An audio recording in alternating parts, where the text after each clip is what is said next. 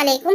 টিএবিডি news চ্যানেলের পক্ষ থেকে আপনাদের সবাইকে স্বাগত জানাচ্ছি। আর আপনাদের জন্য নিয়ে এলাম আজকের একটা ভাইরাল নিউজ। সেটা হচ্ছে ছেলের প্রেমের খেসারত দিলেন বাবা।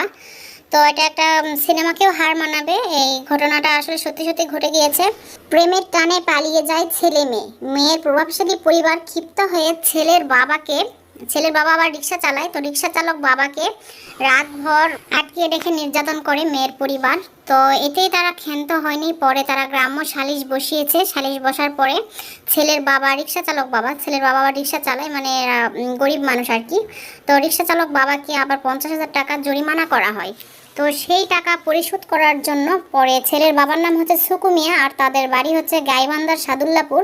তো সেখান থেকে ছেলের বাবা আবার ঢাকায় চলে আসে যে রিক্সা চালানোর জন্য, সেই টাকা পরিশোধ করবে আর কি, সেই কারণে। তো পরে ঢাকায় আসার কয়েকদিন পরে সে অসুস্থ হয়ে পড়ে, যেহেতু তাকে মারপিট করা হয়েছে, অনেক ধরনের অত্যাচার করা হয়েছে তার উপর। তো পরে অসুস্থ হওয়ার পরে তাকে আবার সাদুল্লাপুরে নিয়ে যাওয়া হয়। তো ওখানে হসপিটালে তাকে চিকিৎসা দেওয়া হয়। তো চিকিৎসা দেওয়ার 2-3 দিন পরে সে মারা যায়। ঘটনার শুরু প্রায় 3 বছর আগে। এই সুকু মিয়ার ছেলে মোজাম্মেলের সাথে একই এলাকার প্রভাবশালী ব্যক্তি মন্টু মিয়ার মেয়ের সাথে প্রেমের সম্পর্ক গড়ে ওঠে। এরপর ছেলে মেয়ে মানে প্রেমের টানে আর কি পালিয়ে যায়। তো এরপর থেকে তো এগুলো শুরু হয়ে গিয়েছে।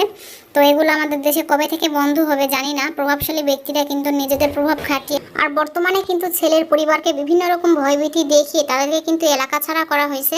তো চলুন আপনাদেরকে কিছু ভিডিও ক্লিপস শোনাই। এরা আমাদেরকে হুমকি দিয়েছে যে এলাকায় থাকা হবে না, মানে আমাদের থাকার কোনো মতেই এখন আশ্রয় নেই। এখন আমরা কোথায় যাবো 2 ভাই বোন, এটা আমরা জানি না। ছেলের বাবারে 50,000 টাকা জরিমানা দেওয়া হলো। এখন সে কিভাবে 50,000 টাকা দেয়? তার জন্য তার ঘর বাড়ি পর্যন্ত বিক্রি করে দেওয়া হলো। সব বাজেসি মারছে, বুঝছা, খুব মারছি। সে যে মারা গেছে তার ছেলেও তো আসতে পারেনি। তারা নাকি যারা মেয়ের পক্ষ তারা নাকি তাদেরকে হুমকি দিছে। মন্টু মিয়া এবং তার 5 ভাই নিজেদের প্রভাব খাটিয়ে এলাকার মানুষের অনেক অন্যায় করে। মেয়ের অত্যাচারটা অতিরিক্ত বৃদ্ধি হয়ে গেছে, অতিরিক্ত বেশি। ঘটনা ঘটার পর সাংবাদিক যখন মন্টু মিয়া এবং তার ভাইদের সঙ্গে যোগাযোগ করতে চায়, তখন তারা কথা বলতে রাজি হয়নি। আমি এই ব্যাপারে আপনি মন্টু বলবেন না, মন্টু আপনি কাজেন না। এমনকি সালিশের প্রধান চেয়ারম্যানও কথা বলতে রাজি হয়নি টেলিফোনে। আমি কোনো কথা বলতে রাজি নয়। আর এরকম কিন্তু ঘটনা বাংলাদেশে এখন অহরহ ঘটে যাচ্ছে। প্রভাবশালী ব্যক্তিরা নিজেদের প্রভাব খাটিয়ে নিজেদেরকে শক্তিমান মনে করে তারা কিন্তু অনেক রকম অন্যায় কাজ করে যাচ্ছে। আর অন্যায়ের শিকারগুলো কিন্তু হচ্ছে গরিব দুঃখী হতদরিদ্র লোকগুলোই বেশিরভাগ আর কি।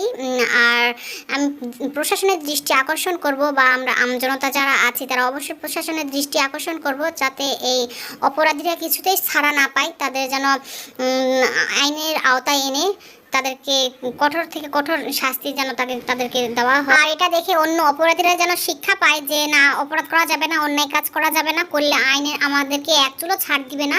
তো তারা এখান থেকে অনেক কিছু শিখতে পারবে বা শিক্ষা হবে তাদের। তো আসলে আপনাদের মতামত আমাকে কমেন্ট বক্সে কমেন্ট করে জানাবেন। আর পরবর্তী ভিডিও দেখার জন্য অবশ্যই আমার চ্যানেলটাকে সাবস্ক্রাইব করে পাশে থাকা ছোট্ট বেল আইকনটিতে প্রেস করে দিতে হবে। তাহলে আমি ভিডিও ছাড়ার সঙ্গে সঙ্গে আপনাদের কাছে নোটিফিকেশন চলে যাবে। আর আপনারা চাইলে আমার ভিডিওগুলো দেখে নিতে পারবেন। যে যেখানে আছেন ভালো থাকবেন, সুস্থ থাকবেন, নিরাপদে থাকবেন। আজ তাহলে এখানেই বিদায় নিচ্ছি। আল্লাহ হাফেজ। আসসালামু আলাইকুম।